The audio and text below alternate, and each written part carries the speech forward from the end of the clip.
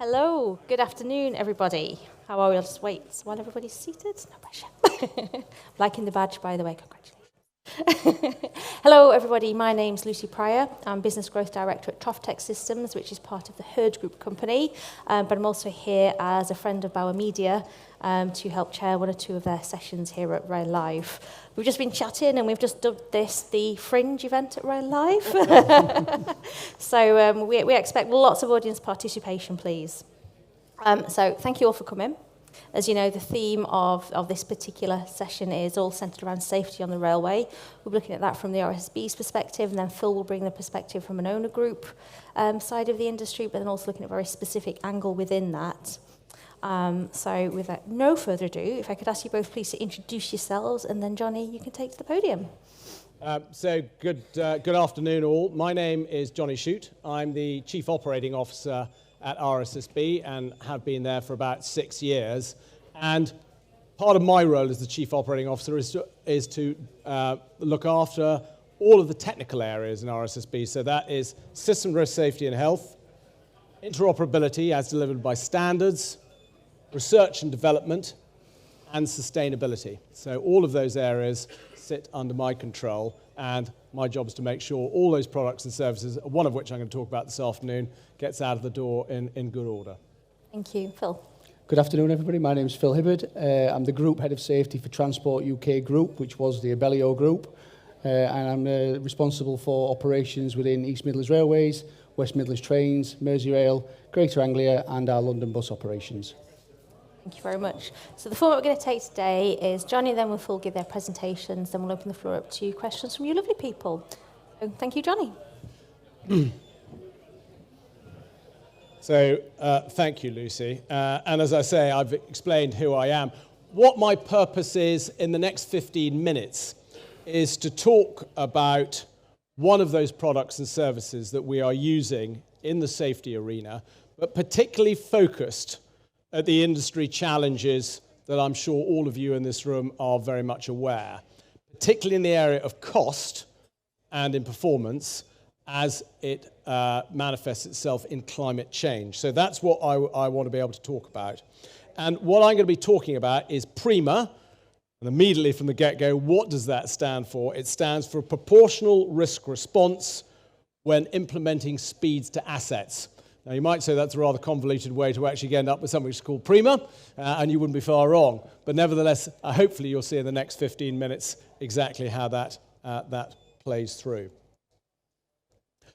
So, for those of you who haven't had the opportunity to look through the RSSB's business plan, and I'd be absolutely horrified if none of you had, one of the areas that we are focusing on is to really look about how it is where RSSB's unique skill set coalesces together to deal with problems that would otherwise have to be dealt with in a silo.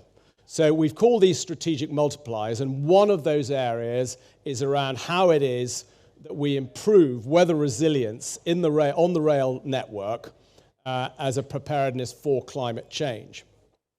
And PRIMA, this tool I'm going to describe, is a really prime example of understanding asset vulnerability, because the asset base on the GB rail network is in many places, frankly, in a rather parlous state.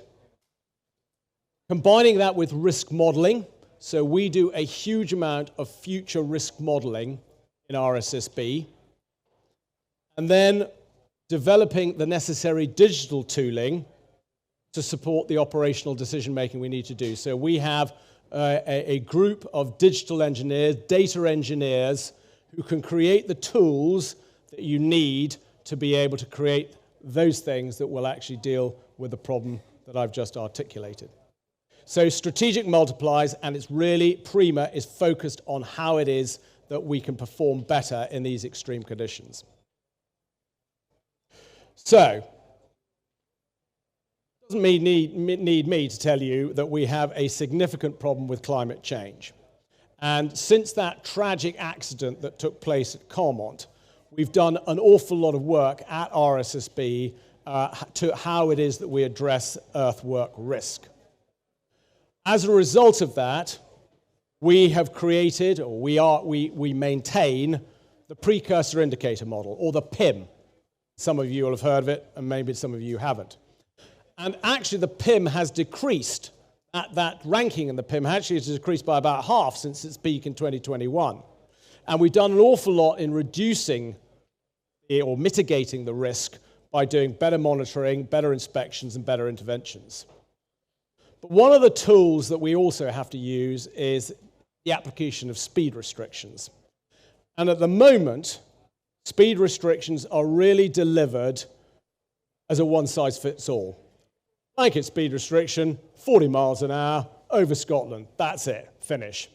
Well, it doesn't, all of you will understand that has a really, really damaging effect on performance.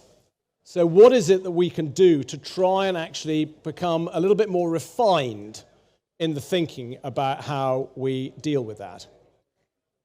So what we're doing is looking at the relationship between mitigating immediate derailment risk, but then the knock-on impact of delayed and cancelled services. Because actually, if you delay or cancel the service, you're just importing risk out of the rail network into other places.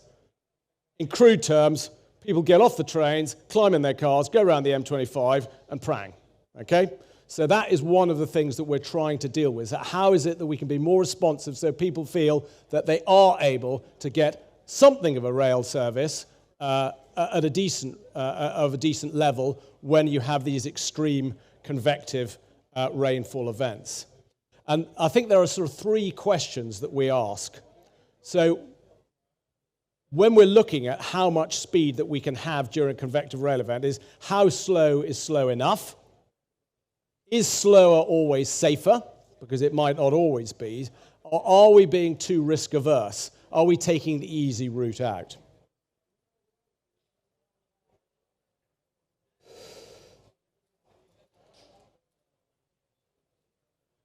So what is PRIMA? As I say, proportionate risk response when implementing speeds to assets.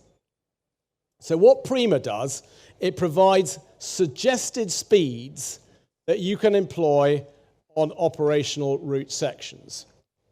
It also provides a monetized value of the safety risk.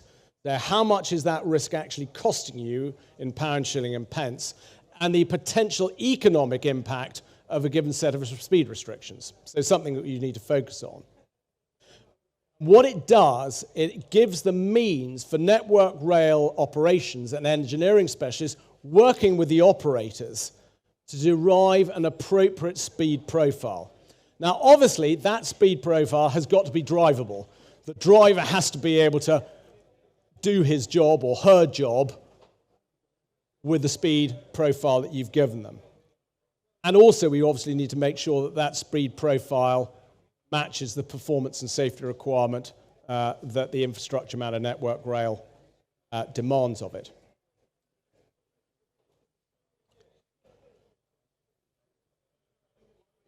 So how does it sort of work? First of all, you've got input data. So we get input data that goes into the model, and we get that from a various load of sources like timetable, sectional appendices, asset databases, rainfall data. We then the PRIMA model then takes that and it looks at the likelihood of soil cutting and embankment failures when exposed to convective and frontal rainfall. So it takes all that data and puts it in against some of the risk modeling that you see just on the below that second box.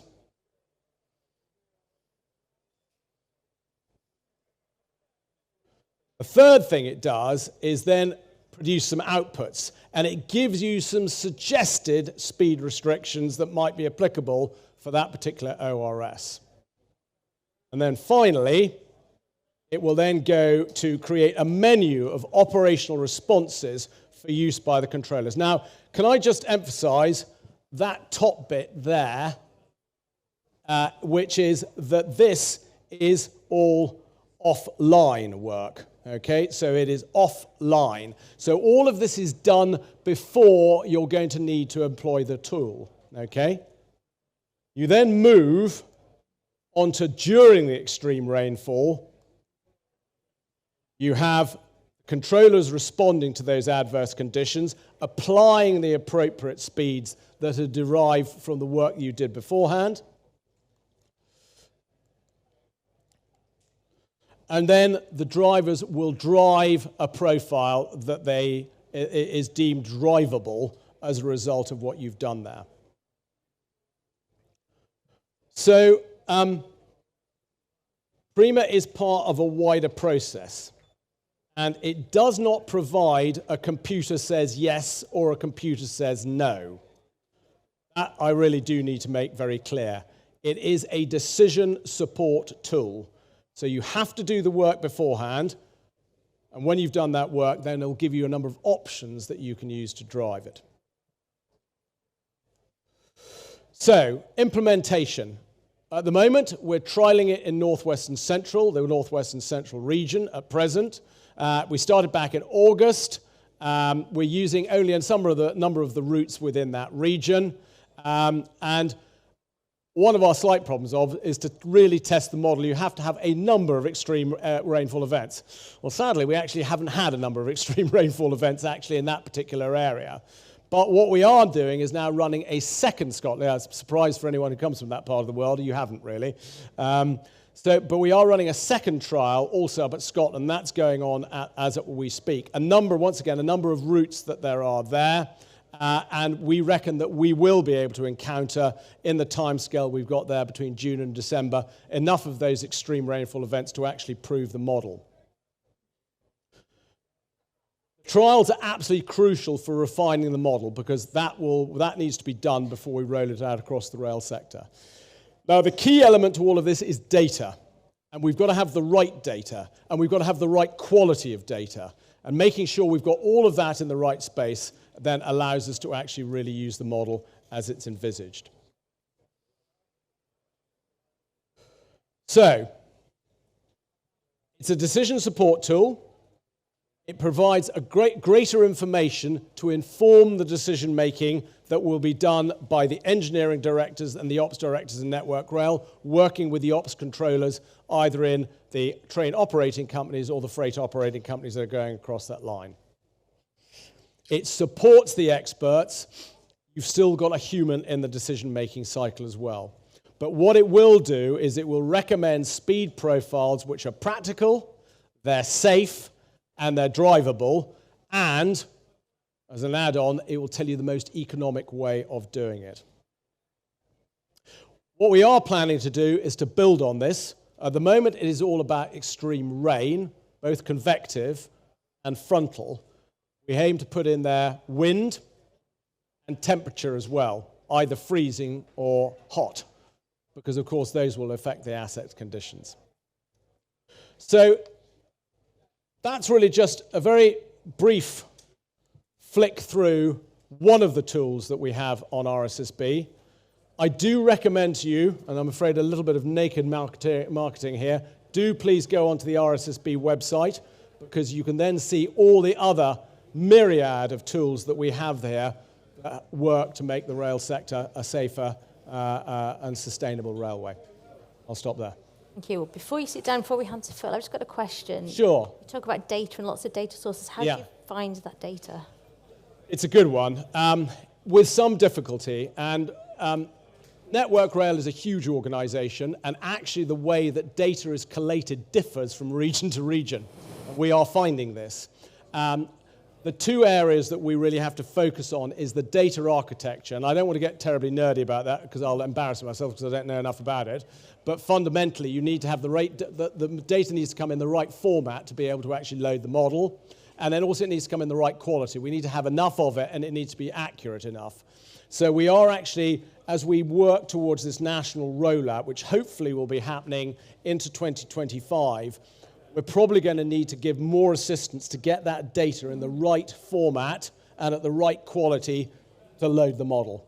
But if anyone has any influence, anyone out here who has influence about data and data quality, particularly in Network Rail regions, please come and talk to me afterwards, because I'd really like to meet you. Thank you. If you take your seat for the moment, then if we'll hand over to Phil. So Phil will shimmy past. Thank you. Also be talking about data, but from a slightly different angle. From a slightly different angle. Slightly different angle. Okay. So I'm going to talk about asset risk management at Transport UK Group, and I think the first thing I need to say is I've only been part of the group for 12 weeks. I used to work for RSSB for nearly 7 years. I've talked a little bit about our operations. One of the things I didn't mention is that we also have a rail replacement business. So we do nearly 98% of all planned rail replacements throughout the whole of the UK. We also have a corporate travel service, a Transport Works consultancy business, and we have solved shared services. You have to put your teeth in and say that really slowly without having a gin and tonic to get that one right. And my role within the organisation is to look at the risk management profile. It's something that I've done now for around 20 years. Prior to that, I've worked in rail operations and started off as an apprentice engineer. But that's looking at identifying risk, how we analyse those risks, what mitigation plans we put in place, how we implement those, and how we review that in that cycle. That's really, really important for us. So when I started, 13 weeks ago, I had a week off before I started my new job. And I got lots of things going around in my head, as you do when you start a new job. And I started to write down a long list of things. And that was kind of my brain dump. So everything from buses, because that's completely new to me, to station operations, to looking at site security, health and well-being, right through to climate resilience within the organisation, the impact of business growth, even the impact of a new government and what that means for an owning group. So how do we manage these risks within the organisation? But that big long list of things that I wrote down, when I went in there was actually one thing that I'd missed off, and that's what I want to talk about today a little bit. And that was around asset cyber safety. Something that we talked about, but again, from a new trains point of view, from an asset management point of view, it was something that I'd not really thought about in a lot of detail. And to date, attacks on the railway sector have largely been ransomware and data-related threats. And these often target IT systems such as passenger services, ticketing systems, mobile applications and display boards to cause disruption. However, as threats continue to evolve rapidly and the attack surface changes, it is likely that we'll be attacked in different ways in the future. And the risk does exist that people will want to cause harm, not just disruption. So organisations face additional risks from ageing legacy assets, infrastructure, increasing connectivity requirements, but really importantly, the lack of investment that we've seen in our industry is a challenge there. So trains that are now being brought into service, and we've seen that a lot. In Greater Anglia, we've introduced a completely new fleet. Merseyrail, we've introduced a new fleet of the 777s. EMR, we're rolling out the Hitachi 810s. This new fleet was designed and signed off nearly 10 years ago. So the technology that's on there, we've seen this evolving change in terrorist and criminal threats that we might not have the controls in place to manage and mitigate that. So the challenges, the asset cyber safety challenge, and these are things that I'm hoping you can kind of consider, because I talk about trains, but I'm really talking about assets, and we've got a lot of digital assets out there. And our assets are becoming increasingly digitised and connected, so we must put more emphasis on understanding are we adequately managing this risk. One of the questions I ask straight away, do we have the competence within our organisation? We've got one or two people who really understand it well, and I've been on a real learning curve and being asked to step in at last minute to do a presentation and throwing this on the list of something I'm not really quite sure about, but that's the reason why I'm doing it. So ask that question, do we really understand this and have we got competent people? So when it comes down to understanding the challenge, I broke it down into two areas. So the contracts, and again, those historical contracts that inadequately define the suitable requirements for managing cyber risk, lacking the secure by design. That's really, really important as we go forward. Placing the onus on the cost of fixing it either later by us, the operator. So when it's passed over to us, it's now our responsibility to reinvest and find funds to make that cyber safe. And then on the resourcing side of it, there's a siloed working between procurement, engineering, IT, the information security. It's been regularly observed, we've seen that already, and it's causing a lack of clarity on people's roles and responsibilities for the life cycle of the asset. Headcounts are not increasing in line with the challenging risk landscape that's there. And people have talked to me about IT and OT, and I was like, what's that all about? Well, in my mind, IT is stuff that's in the cloud, the stuff that you can't touch that does stuff. But the OT is that operational technology. It's the stuff where there's technology that does stuff. It puts the brakes on. It opens the doors. It lifts up the the equipment that now we've got that lifts up and moves the plant arm across and does things. It's that, and engineers are starting to affect that. You know, I started as an apprentice engineer. I remember getting the first laptop and being like, wow, I've got a laptop. I can put my 7/16 Whitworth spanner down now, and I'm using a laptop. But it was all new. We had no idea what we're doing. And again, we've got to think about the education of our engineers as they evolve so they understand the importance of OT.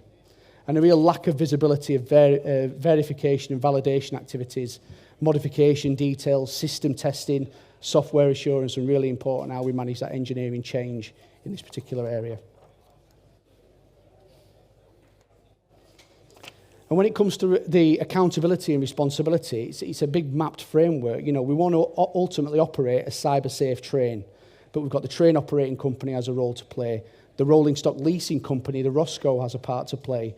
And the manufacturing, and really important, the manufacturers' suppliers that are supplying these components. And it's sometimes these suppliers is where the biggest risk sits. And then the interfaces that come from the regulator, the licensing body, legislation that's constantly evolving, the standards and frameworks that are in place, and the regulatory organisations like RSSB who are producing guidance. So we got a gap in our organisation, and the gap was we had no fit-for-purpose tool to manage our cyber safety assurance. So our solution was to create one. So Rinda, who couldn't be here today, she was going to join me and to join us conversation. She worked with organisations to create our own cyber assessment tool. And it was specifically look at two areas. So that's the asset, the onboard systems, but also the supplier risk, and looking at the maturity and those system-specific controls that exist in there. So our key requirements were around a consistent approach in identification, assessment and management of those cyber risk assets, the system architecture, the systems, and how we work with those suppliers. We wanted to incorporate best practice standards and the many frameworks that exist, but we also wanted to provide a forum to define those roles and responsibilities of the management of the asset and the onboard system, to ultimately drive collaboration, so we can get back out into industry and talk about what's working well. We can share this best practice. So the outcome was the cyber assessment tool, or the CAT as we refer to it. It's integrated over 10 industry leading standards and frameworks. It assesses both the risk of the asset and also that supply chain, so it does as we initially set out to do. And it facilitates engagement and collaboration within our group already. Within those 4 train operating companies who have applied the tool, they get together at the Group Information Security Forum.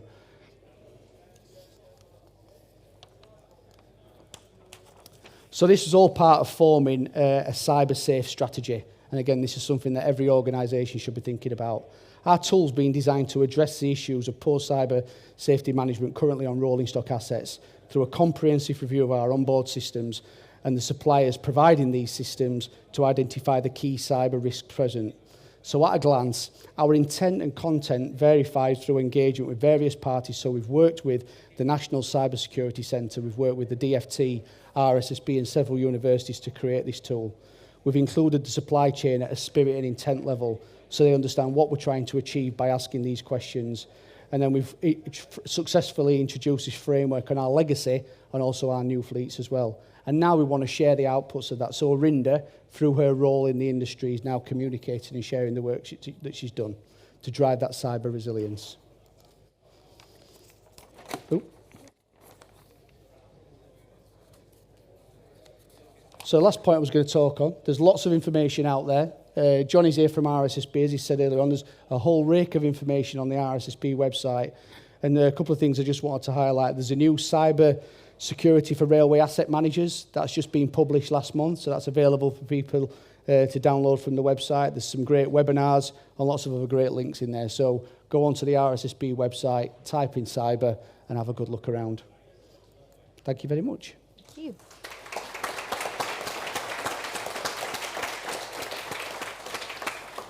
Before you sit down, there's a phrase used a couple of times out, which is secure by design. Could you tell us a little bit more about that, please? Yeah, so within the UK rail industry, we've used a model called taking safe decisions for many, many years. It's something that's pretty much embedded within many people's safety management systems. What industry is now looking at, and RSSB are leading on this work, is secure by design. So it's about how we can create a new model that addresses these particular risks around security. So I think it's something that we all need to keep an eye out for from whatever sector we work in, whether that's passenger operations, freight, the supply chain, infrastructure contracting organisations. It's going to be a useful tool for everybody, again, ultimately to integrate into your safety management systems. Thank you. You can take your seat now. Well, I would like everyone in the audience to prepare your questions. Now, we've got lots of people here, so please, who's got the first question? And I will pick on people if I don't get any hands up willingly. Right then, Fraser Nash Consultancy, the floor is yours. Ask us a question, please. Probably put you on the spot there. While you're thinking of one thing that I picked up on what you were talking about, Phil, but for me really links back to what you were talking about as well, Johnny, is you talked about competencies. Now, from what I understand, and please expand on this a little bit, so Prima is a decision support tool. Mm-hmm. Now, we do a lot around competency management of drivers, your drivers, the drivers driving your trains rather, they're going to have that. How do we link that competency management in with a decision tool such as Prima? Yeah. So, absolutely, the operational control staff need to understand what Prima is.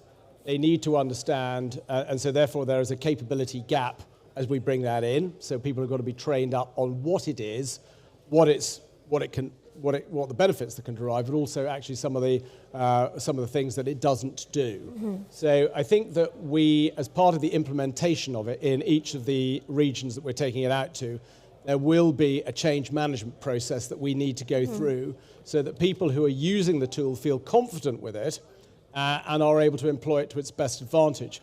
One of the problems that we struggle with is we create stuff, it sits on a shelf and it's not then used. And that's often because we haven't done enough to make sure that those people who are the recipients of it really understand how they can use it to best advantage. So capability development is going to be really important.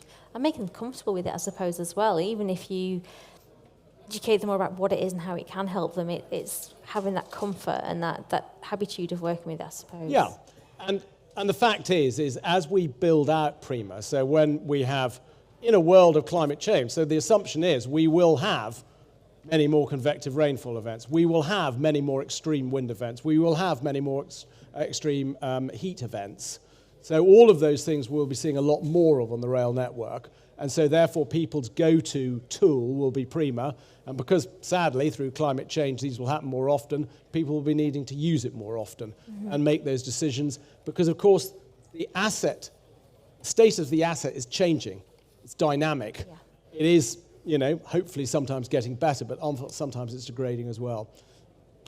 Thank you. Would you have anything on competency and comfort within the tools that are available to your colleagues, for example? Yeah, I think as Johnny said, I think that the important role that RSSB has to play is making sure that those frontline people are competent. I think that's has happened within the organisation after the last few years. Instead of just pushing a product out there, it's that follow-up and industry coming back and saying, how can you help us embed this? Yeah. That's fundamentally important. And I think from Phil's piece, really understanding what is in the guts of the asset you're dealing with. So the software that you've got there, the dependencies you've got going forward. As we move towards a digital railway and a much more sophisticated way of signalling, asset management, all of those things, people have got to understand what's actually in your train and where the risks lie. And I think it's around, things like IP addresses, getting an IP address wrong and changing it, that could affect another machine on another piece of plant or whatever that may be. So again, going back to what I was saying about the role of an engineer and the people who is maintaining this equipment, we need to look at how we improve that competence around the operational technology that's out there. And I think everyone needs to be in that space. I'm going to be a little bit provocative here, but I can because I'm probably one of the older people here. Actually, people more senior in the rail industry in age, how familiar are we all with that software, with all those different manifestations in all the assets come through? We've got to keep on working to keep our skill levels up, irrespective of where we sit within the rail industry. Thank you. We do have a voluntary question from the floor. If you could introduce yourself, please. Jenny Cook from Network Rail. Thank you very much. Jenny Cook from Network Rail. I'm currently doing other things, but I have served my term in Scotland as the regional asset manager of Vigitech. So I went through the interesting winter post-Carmont where we were trying to work out what was an appropriate speed. So we are really glad that we now have a lot more science behind that decision, and it doesn't feel like it's just weighing down on people as, how do I know that I'm right? But the question I had was, having decided what speed to apply, how do we communicate that reliably to drivers? Because we've had loads of overspeed incidents where those blanket speed restrictions haven't been obeyed by 100% of drivers. Yeah. So it's a very good point. And I must emphasize that a lot of the work is done before the actual conditions manifest themselves on the ground. So what you are really doing is building up a number of scenarios, a number of options, because actually people have legitimately said, well, how are we going to get that information that's been made in the control to the driver? And the driver can't sort of just suddenly start changing the drive profile in mid-drive. So we've got to do all that work beforehand. And then we can say, the control staff will say, right, those conditions pertain, the asset condition is in that state, the drivable profile is that, because of course you don't want to do it by operational route sections, you want to do it over a decent length of the rail network, because obviously some of the ORSs are, and I'm not an expert on this, are really very small. And you don't want to have to keep on changing that profile as you go across your route. So a lot of the work has to be done beforehand, and the conversations have to have between the drivers and the control staff about what is appropriate in those conditions. Thank you. Jessa, can you introduce yourself? Just wait for your mic, sorry. Hi, Carl from RSSB. I just wondered whether some sort of instant mobiling capability, which would provide, instant alerts when, I don't know, there's changes in weather, whether that could be a kind of tool that could be created for use within an organisation like Network Rail, so it would go from a point, like an admin point, to or automated point to a driver's cab. So you want to I think before we go on to the technology, I think it's a really good point that the lady made from Network Rail around competence management and do we need to enhance the competence management system of drivers to a module that should exist around climate resilience, whether that means the environments that they're driving in. So should we be looking at these rare events that occur and how we test those through a competence management system, just like we would the traditional risks that we've tried to manage over the years. This is a new risk, and it's a really good point, and my cogs are kind of turning a little bit now about creating a new module within the organisation that we can either test through questions or get them on a simulator, and when they're in these environments, whether it's extremely cold, extremely hot, extremely windy, extremely wet, then they know they have to switch on a different switch that says, right, my climate resilient controls now need to kick in. So yeah, it's maybe something I'll go as a takeaway for me, thank you. But the technology, there's challenges at the moment, isn't there, with mobile technology, where we are with the rollout of that with the driving community, but also the use of technology in the cab from a distraction point of view. So I would personally rather it just integrated into their training and their ongoing competence management regime.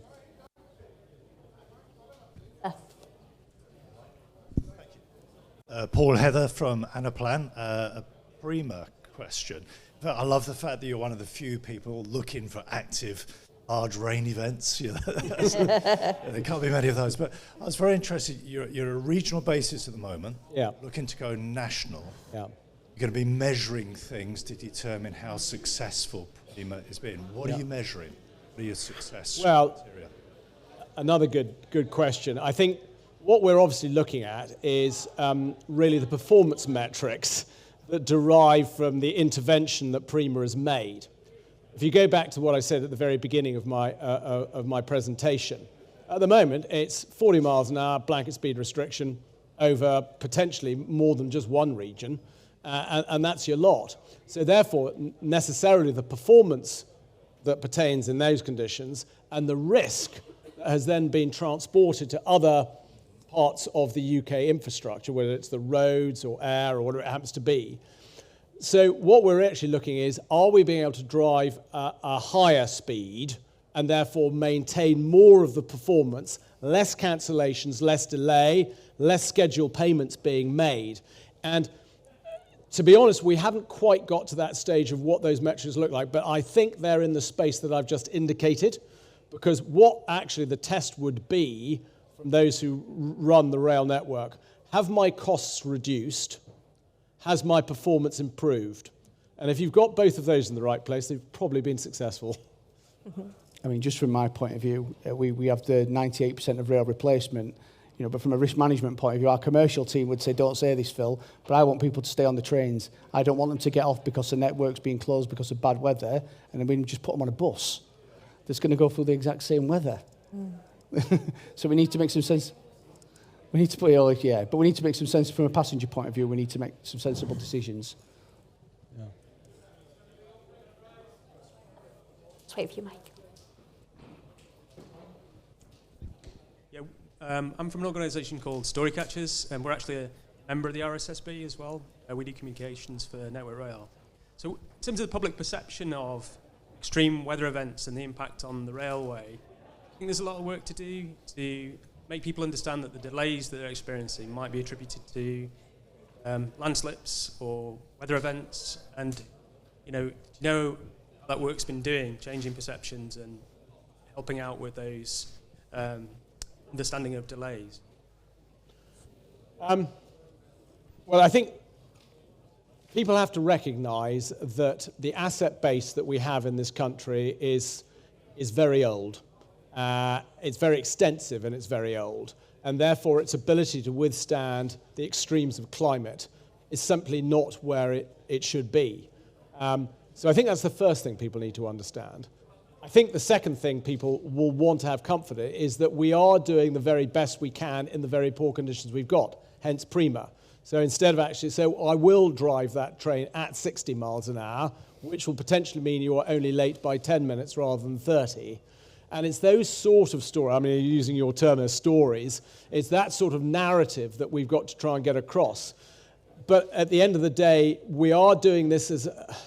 I won't use the word sticking plaster, but I think where you're coming from is if the asset base was absolutely perfect, you probably wouldn't need something like Prima. And if the climate conditions were able, if the asset base was able to deal with any form of climate condition, then you probably wouldn't have to have Prima. But that's not the world we're in. So that's, I think, what the explanation and the story that you have to tell around it. Thank you. Another question here? Hi there, I'm Jill Hughes from Affinity. We're actually a business change consultancy, so I love the fact that both of you guys are talking about change management today. I noticed that you had it on your slides and it was the first answer that you gave. So listening to everything that you've said today, there's two things that are sticking in my mind. One is the importance of data, and the other is the importance of people making this happen, understanding the benefits so that you can make change stick, adopt the new tool and realise the benefits around cost, etc. But then is there a mindset change, I guess, that needs to happen, something prior to you guys rolling out these tools around the data side of things so that people can really understand the importance of data quality, getting the data right, and how data is actually going to drive that change in the end? It's almost like a prerequisite for success. Well, it's music to my ears. If we had the correct data architecture in all of the organisations which we operate, and that the quality of the data where people were required to fill it was of the top quality, my job would halve overnight, frankly. The trouble is that to a degree, there is a degree of autonomy around how people collect data, how people field it, how strong we are actually making sure people meet their obligations around data. Because although there's some limited statutory data reporting, an awful lot of data is actually voluntary.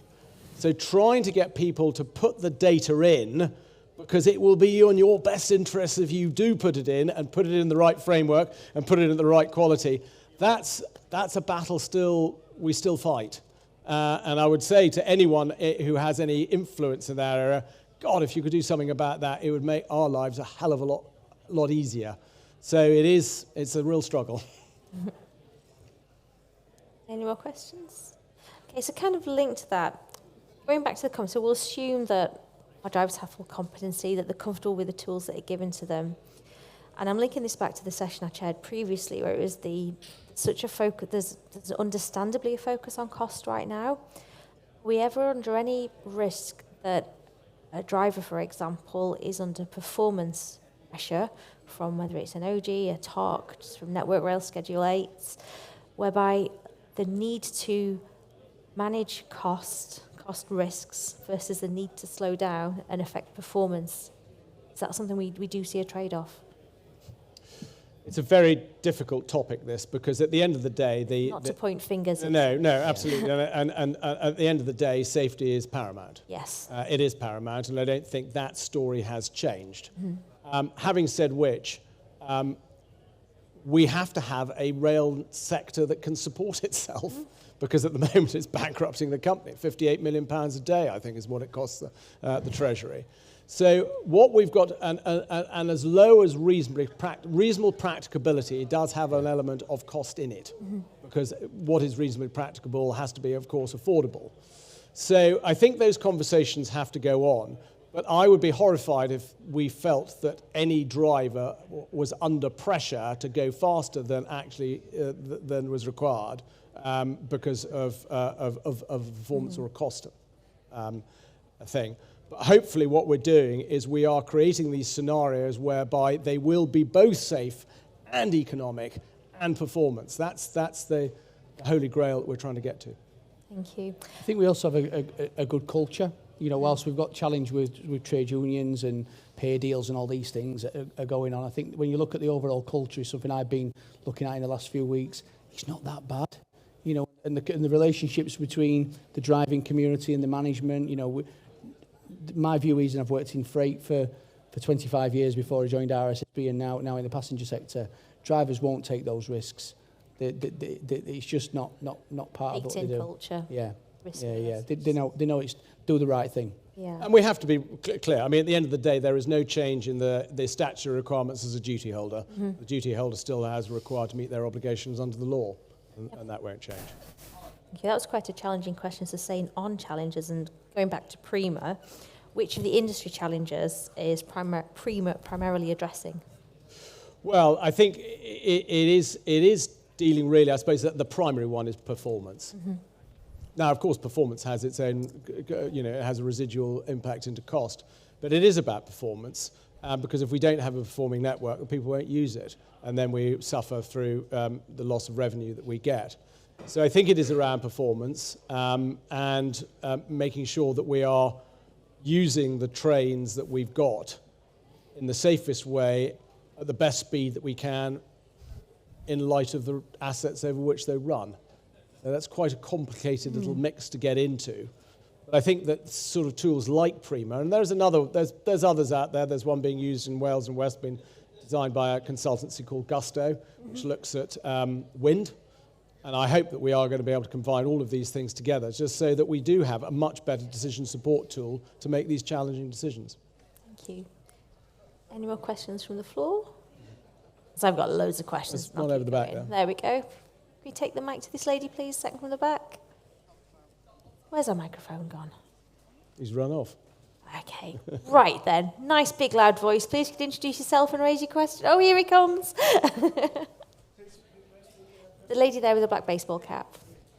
Just getting ice cream. Thank you. Thanks. Sam from Atkins Realis. I was just wondering, were there any additional competencies you're looking at implementing around making the decision using Prima on the speeds rather than the blanket restrictions?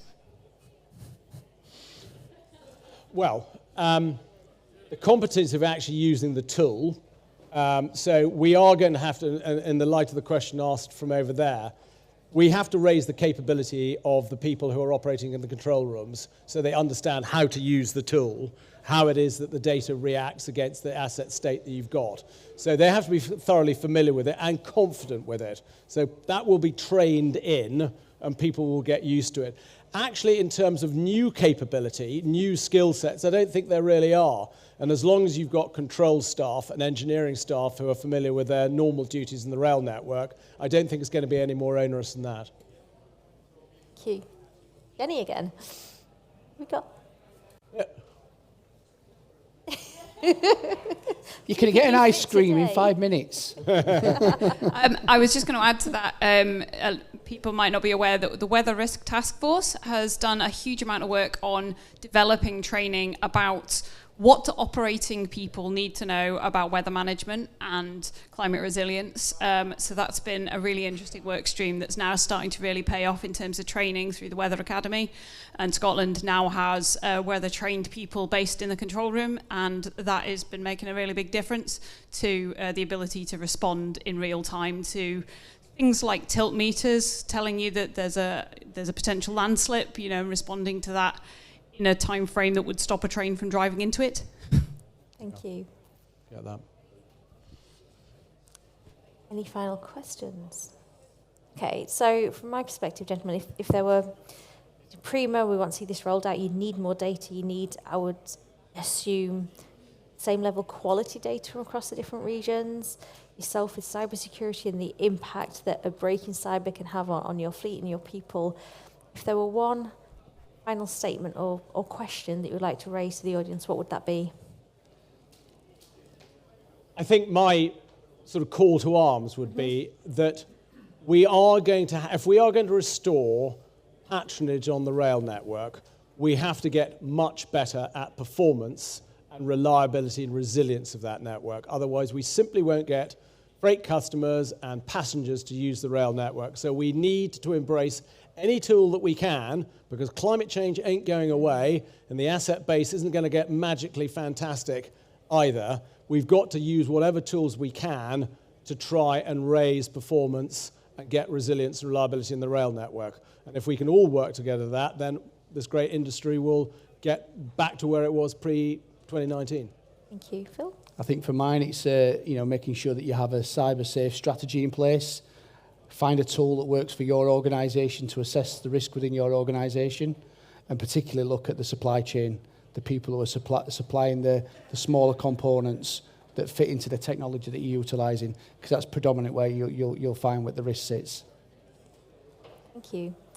On that note, we'll close. I think for me, culturally, this all goes back to people and communication. Communicating what tools are available, communicating what data we need from the wider environment, and pulling that all together and working cohesively.